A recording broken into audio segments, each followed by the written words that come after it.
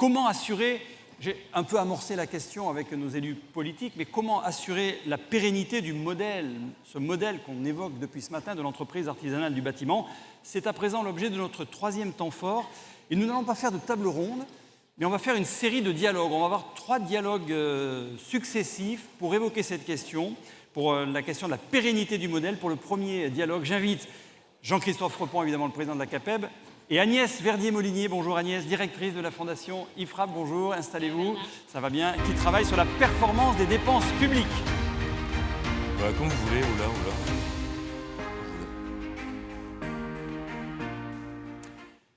Merci Agnès Verdier-Molinier de nous avoir rejoints.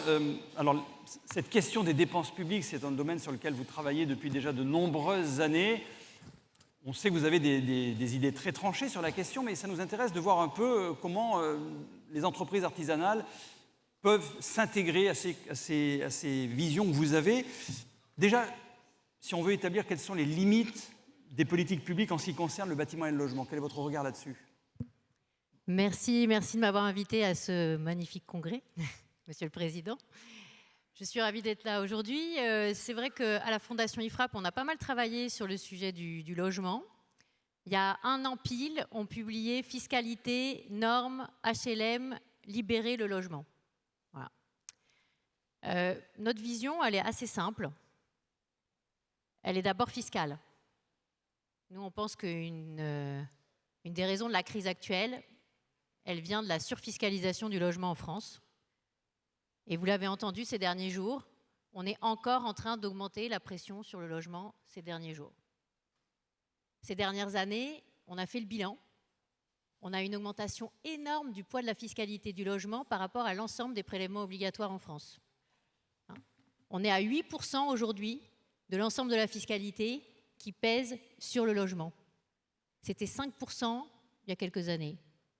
Ça veut dire quoi? Ça veut dire qu'il y a une explosion en fait du poids, du coût en fait, de ceux qui détiennent des logements, de ceux qui construisent des logements. Alors c'est très intéressant, dans l'étude, on avait montré à la fois sur le sujet de l'acquisition, sur le sujet de la rénovation, sur le sujet de la détention, sur le sujet de la construction, de la cession, de la location, la répartition de ces 90 milliards de fiscalité qui pèsent sur le logement en France. C'est 30 milliards de plus que dans les pays européens. 30 milliards, c'est énorme. Et on nous dit qu'on a 40 milliards d'aides et que c'est 20 milliards de plus que dans les pays comparables. Sauf que vous voyez que quand vous faites 30 milliards de plus d'un côté de fiscalité et 20 milliards d'aides de plus de l'autre, vous avez toujours 10 milliards de plus de fiscalité supplémentaire. Donc, ce qu'on voit ces derniers jours, c'est quoi? La hausse des DMTO qui est annoncée. Alors, vous aviez des représentants des départements. C'est un sujet. Est-ce que ça incite à acheter des biens, à vendre un bien pour en racheter un autre, à le rénover, etc. Ben non, évidemment non. Ce qu'on voit, c'est que ça devient des incitatifs à l'achat. On a le sujet de la taxe foncière, qui est un sujet énorme. Vous l'avez vu ces dernières années, on a montré de 2022 à 2024 les bases locatives cadastrales qui ont enchaîné les hausses. 3,4% en 2022, alors qu'on avait 5,2% d'inflation. 7,1% en 2023, alors qu'on avait 4,9% d'inflation. 3,9% en 2024, alors qu'on a eu 2% d'inflation. Alors là, les élus locaux disent bah non, mais c'est pas nous, parce que c'est les bases cadastrales, c'est décidé au niveau de Bercy. Sauf que c'est une vraie question. Nous, on montre qu'entre 2013 et 2023, les propriétaires ont vu leur taxe foncière augmenter de 30%. C'est un sujet. Plus vous avez des taxes, moins vous avez d'argent aussi pour faire quelque chose d'autre dans votre bien. Et on est parmi ceux qui taxent le plus les bailleurs, dans tous les pays comparables.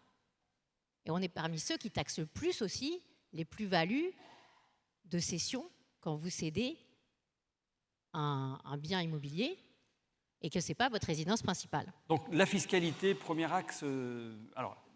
L'IFI aussi. L'IFI qui est un sujet qui désincite à détenir des biens immobiliers, qui désincite aussi à être bailleur privé, puisque quand vous avez des biens et que vous les mettez en locatif, ils comptent aussi dans votre base de calcul de l'impôt sur la fortune immobilière.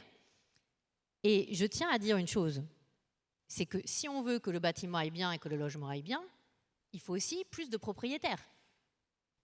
Je ne vois pas comment ça peut marcher autrement. On n'a pas un nombre de propriétaires qui augmente, on a un nombre de propriétaires qui stagne. C'est ce qu'on a vu tout à l'heure avec Jérôme Fourquet. Depuis 1980, on est sur une Oui, on est quoi? stabilité, oui. Il a dit quoi? 57, 58%? 54, je crois qu'il était. Ben oui, de même mémoire. moins. Alors que la moyenne européenne, c'est 70%. Donc là, on a un sujet. On a en fait décidé depuis quelques années que l'immobilier, c'est finalement de la rente. Et on a pris ce sujet en se disant, on va en faire une sorte de vache à lait fiscale qui va remplacer la fiscalité sur les placements qui sont plutôt les placements boursiers, etc., etc. Mais ce n'est pas le bon choix. Le bon choix, vous le savez, le travail qu'on fait à la Fondation IFRAP, c'est non pas d'augmenter la fiscalité, c'est de baisser la dépense publique. Ça, c'est vraiment quelque chose qui nous tient à cœur, c'est de souligner ce sujet. Ensuite, le deuxième sujet pour nous, c'est la norme.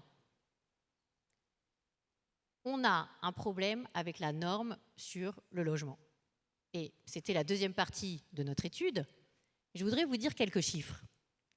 Le code de l'urbanisme et le code de la construction et de l'habitation ont enflé respectivement de plus 46% et plus 27% entre 2009 et 2019. C'est une étude du Conseil d'État. Donc on a empilé de la norme supplémentaire sur ce sujet du logement. Donc c'est la question de la complexité des strates administratives et en particulier les dispositifs qui sont mis en place pour les aides à la rénovation. Vous êtes aussi dans une optique de simplifier tout ça, mais de quelle manière on peut le simplifier?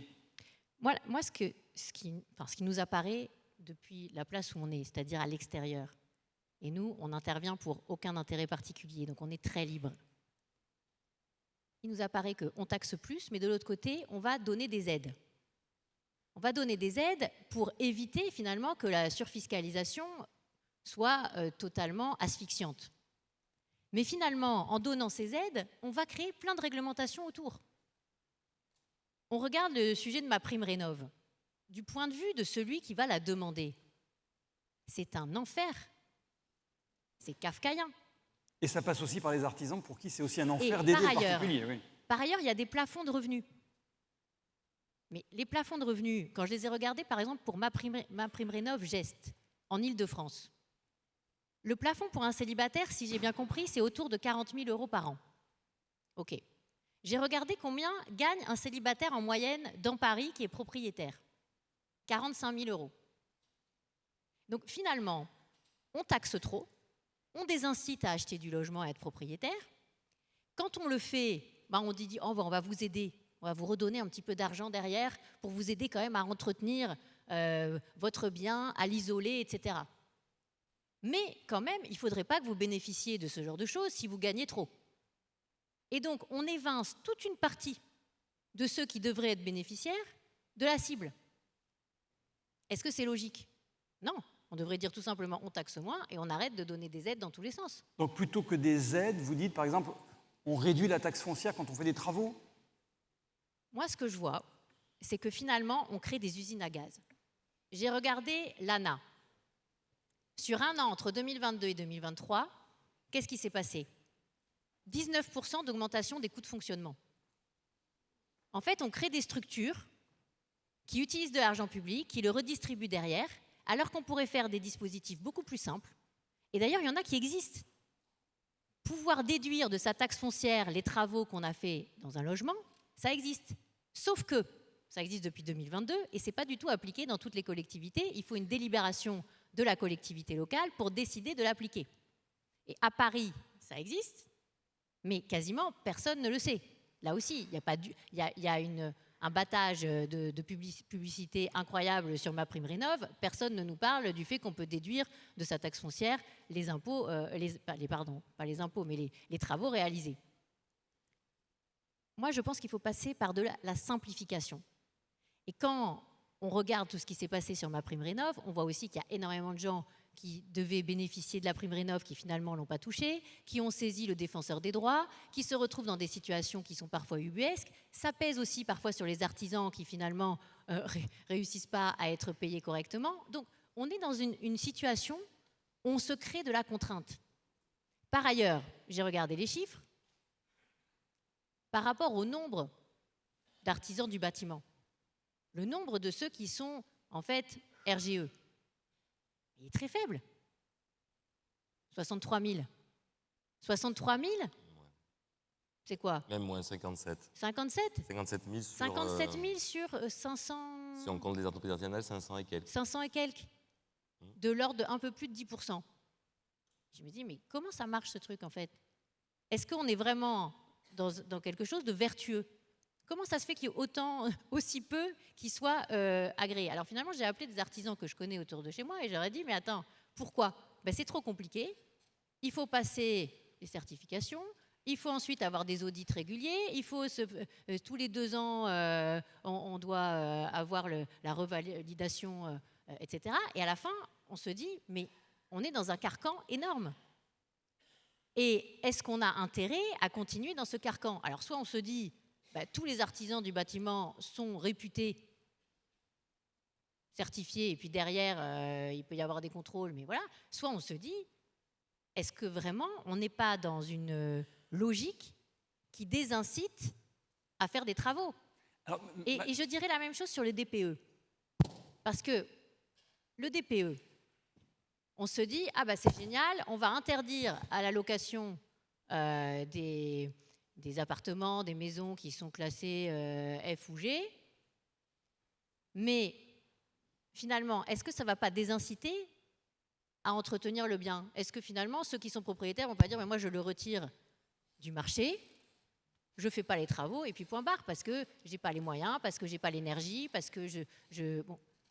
Et donc, la question que je me pose, c'est la crise dans laquelle on vit actuellement, avec la chute énorme qu'il y a eu en 2024. Moi, j'ai compris 6,6% de chute. Est-ce qu'elle n'est pas générée aussi par toute cette complexité? Et c'était ma question. Est-ce que c'est une volonté du législateur, du pouvoir en haut, ou est-ce que c'est une simple méconnaissance de la réalité des artisans qui fait que on fait de la complexité parce qu'on se dit c'est comme ça que ça doit marcher, etc. Moi, je crois que le législateur, c'est difficile de dire qui est le législateur aujourd'hui. Il n'y a pas de majorité absolue. Ça ne date pas d'aujourd'hui. Hein, sur l'Assemblée, normalement, non? Non, mais le problème, c'est que nous avons aussi une administration qui a beaucoup d'imagination. Notre administration est plus le pilote que nos propres élus. Et je peux vous dire que ces dernières années, on a vu en permanence des trains de simplification nous disant qu'on était en train de décomplexifier. Vous avez eu ça. Alors, il y a eu Jean-Pierre Raffarin qui en a parlé quand il était Premier ministre, mais il y a eu aussi François Hollande quand il était président de la République qui a dit qu'il voulait faire un choc de simplification.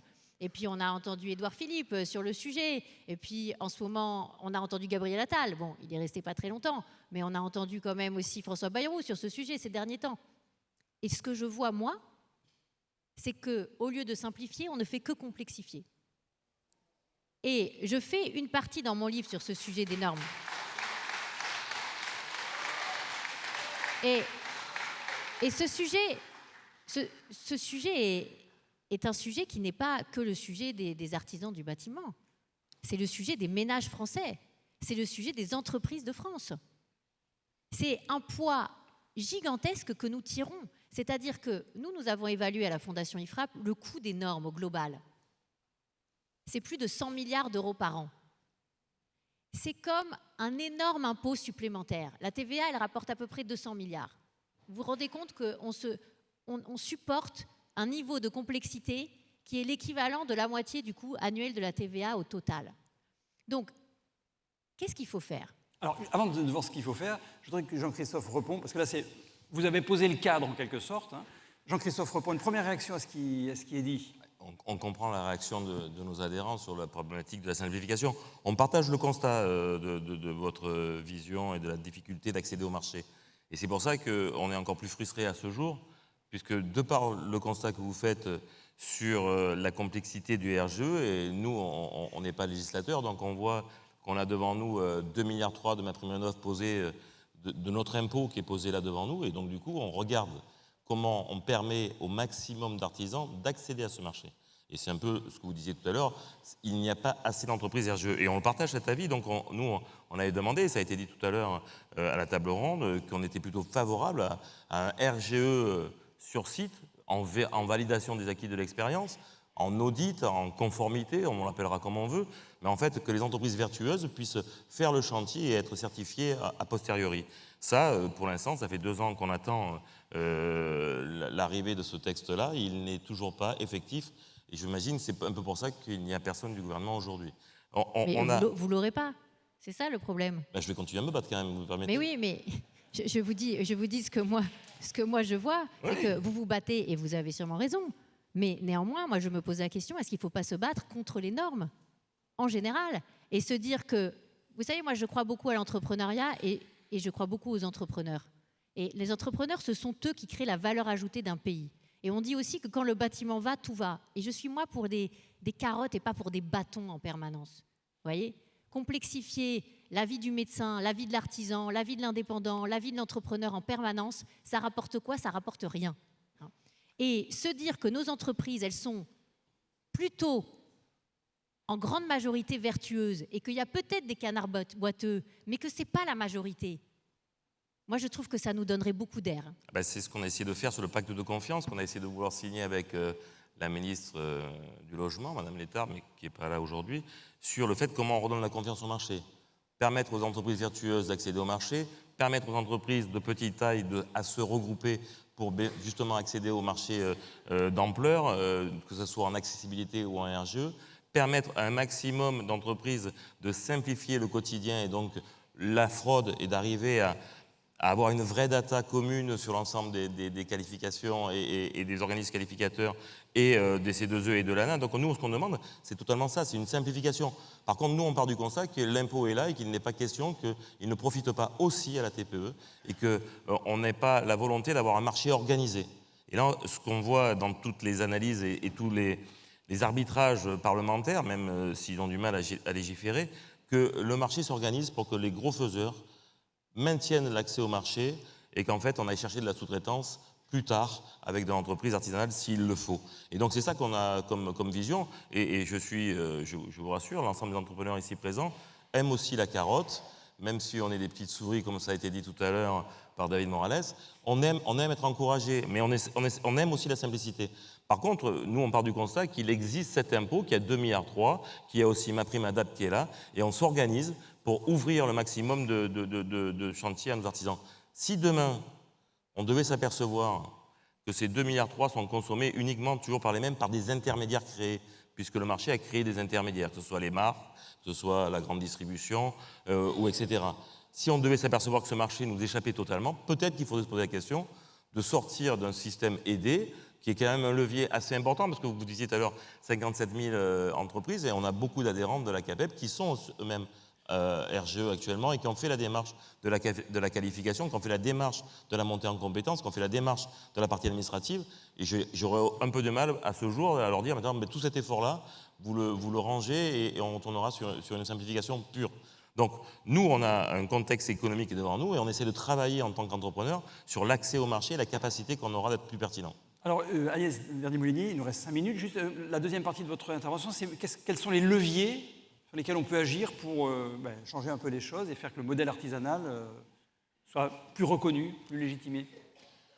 Écoutez... Est-ce que vous aimez l'entrepreneur, mais même petit ? Bien sûr. Voilà, c'est la question qu'on doit poser. Bien sûr, mais d'ailleurs, moi j'ai fait travailler des artisans. Et bien Quelle sûr. chance. Mais oui.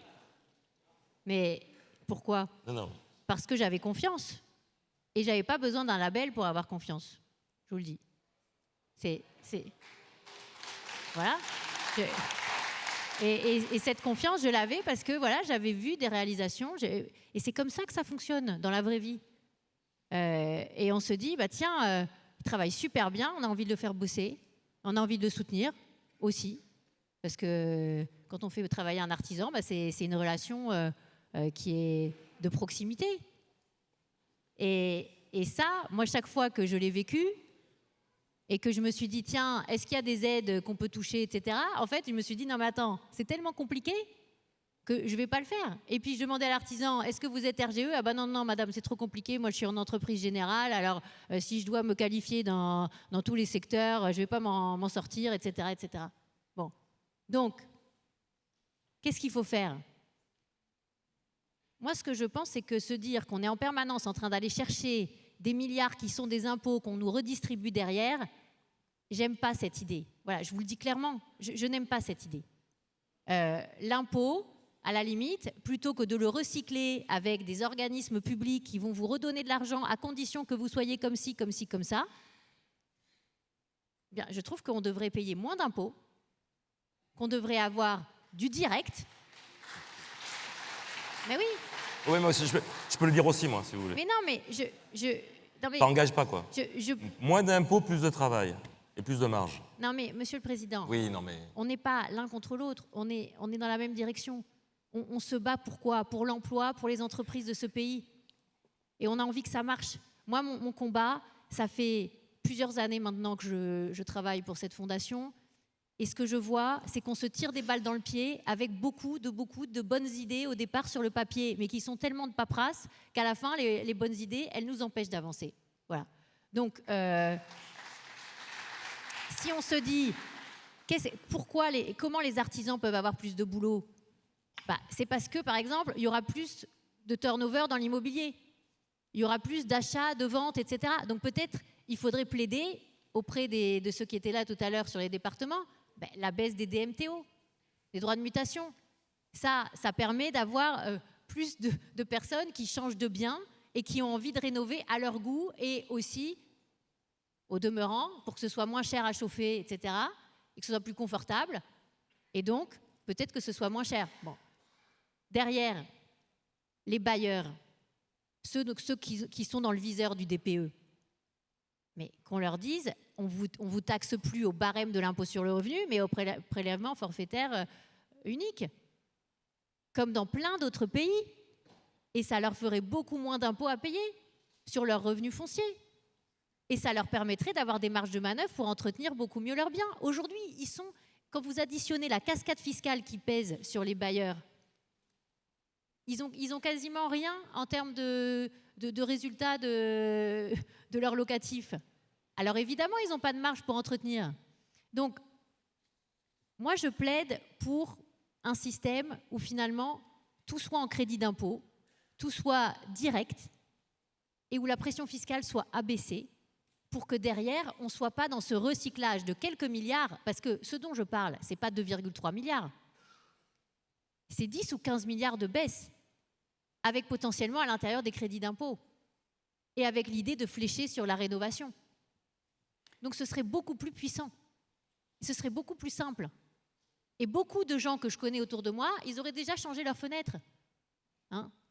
Mais le marché de la rénovation énergétique, elle n'est pas que MaPrimeRénov', elle est bien au-delà, parce que là, on voit que les personnes précaires ou très précaires, et beaucoup de rénovation énergétique se fait en dehors de ce marché-là. La question qu'on doit se poser, nous, CAPEB... Heureusement qu'il y a du marché en dehors de MaPrimeRénov', parce que sinon, il n'y aurait pas beaucoup de business. Hein. Ah, ça fait quand même 2,6 milliards, ça fait quand même un levier à 26 milliards si on calcule bien, donc c'est quand même pas mal. Mais ce qui veut dire que nous, on doit s'organiser pour accéder à ces marchés. La question qu'on se posera très rapidement en interne CAPEB, c'est si demain on ne devait pas arriver à avoir gain de cause, notamment sur la PPL fraude avec la grande distribution qui sous-traite à des artisans et qui, eux, portent la responsabilité du RGE, la partie administrative et aussi le coût de la gestion administrative. Et je suis content que la distribution professionnelle soit présente aujourd'hui et qu'on regarde comment on pourrait valoriser une distribution professionnelle par rapport à une distribution de bricoleurs. C'est important d'y travailler. Et demain, si tout ce qu'on a mis en place sur la simplification, l'accès en VAE de l'accès au RGE, la capacité d'être audité en fin de chantier, la capacité d'être groupé pour accéder à ces marchés, si tout cela devait encore être balayé, ça fait 2 ans qu'on attend, peut-être qu'on se posera la question et on ira dire au gouvernement, et je l'ai déjà dit à Matignon, reprenez vos 2,3 milliards et laissez le marché s'organiser sans les aides. Je trouve que c'est une super idée. Pour le moment, oui, nous sommes citoyens, nous sommes légalistes, il y a 2,3 milliards d'impôts, et il n'est pas question que ces 2,3 milliards d'impôts ne reviennent pas pour partie aux artisans. C'est comme ça qu'on travaille. Je comprends votre position. Néanmoins, vous savez, nous, ce qu'on voit, c'est que toutes ces dernières années, on a créé des tas d'agences, des tas d'opérateurs, des tas de gens qui sont là pour nous aider, mais qui, à la fin, coûtent excessivement cher en frais de fonctionnement, en frais de personnel, etc., etc. Et que le coût administratif de la France, il ne fait qu'exploser en termes de dépenses publiques. C'est 70 milliards de plus par rapport à la moyenne des pays européens de dépenses, de coûts de gestion de nos services publics. Et donc, à chaque fois qu'on va créer des nouvelles machines pour redistribuer de l'argent qui, en fait, est de l'impôt initialement, eh bien, on perd en efficacité, on perd en efficience et on augmente les coûts. Donc, il y a 400 millions de... Ouais, après, il faut l'arrêter. Hein. Oui, on va l'arrêter parce que le temps les 400 millions de fraudes dont vous avez parlé, mais évidemment, ils existeraient beaucoup moins s'il n'y avait pas toute cette organisation kafkaïenne derrière. Merci beaucoup Agnès Verdier-Molinier pour votre témoignage. Alors, merci à vous. On a pris un peu de retard. Est-ce qu'on autorise une ou deux questions? Vous dialoguerez avec elle parce que, alors je vous le dis tout de suite, son dernier livre sera à votre disposition, en tout cas pour chaque CAPEB départemental, il y en aura un. Et elle pourra vous les dédicacer, vous pourrez discuter avec elle tout à l'heure directement, ça sera aussi simple. Elle va rester jusqu'au déjeuner. Donc on remercie Agnès Verdier-Molinier pour sa participation à cet échange. Et je vais vous inviter, Agnès, à regagner la salle et vous rencontrerez. Donc il n'y a pas de questions alors? Non, parce que les personnes valident votre programme. Vont vous voir directement. Ça sera plus simple. Merci beaucoup pour votre éclairage qu'on connaît toujours aussi direct. Nous allons à présent entamer notre deuxième dialogue et ce sera avec Xavier Bertrand, le président de la région des Hauts-de-France, que j'invite à nous rejoindre maintenant. Xavier Bertrand qui a dû arriver il y a quelques instants dans la salle. Le voilà.